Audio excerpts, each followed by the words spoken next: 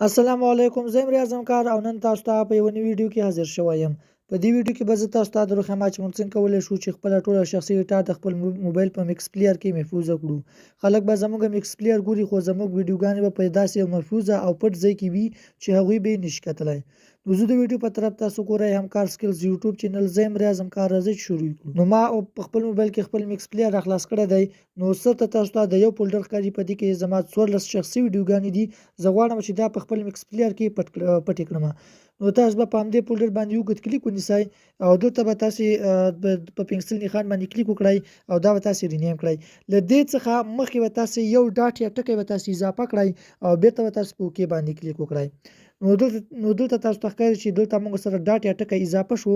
له هغې څخه وروسته به تاسو په درې لیکو باندې به کلیک وکړئ، ښکته به تاسو راکېږئ او دلته به تاسو په سیټینګز باندې او یو ځل به تاسو په لوکل پلیئر سیټینګز باندې کلیک وکړئ او دلته به بیا په لیست باندې کلیک وکړئ او ښکته به تاسو راشئ او دلته تاسو ته شو هایډن فایلز اینډ فولډرز ښکاري.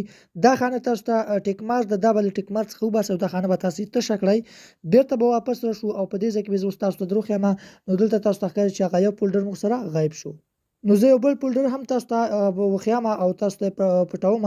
زه په همدې سناپ ټوب ویډیوز باندې کلیک وکړم او تاسو ته ښکته د پنسل نښان ښکاري په همدې به زه کلیک وکړم او د دې لومړي سر ته به زه راشم او دلته به زه ټکی یا ډاټ اضافه کړم او په اوکې باندې به کلیک وکړم او نو دا تاسو ته ښکاري چې په اتومات ډول له موږ سره غایب شو.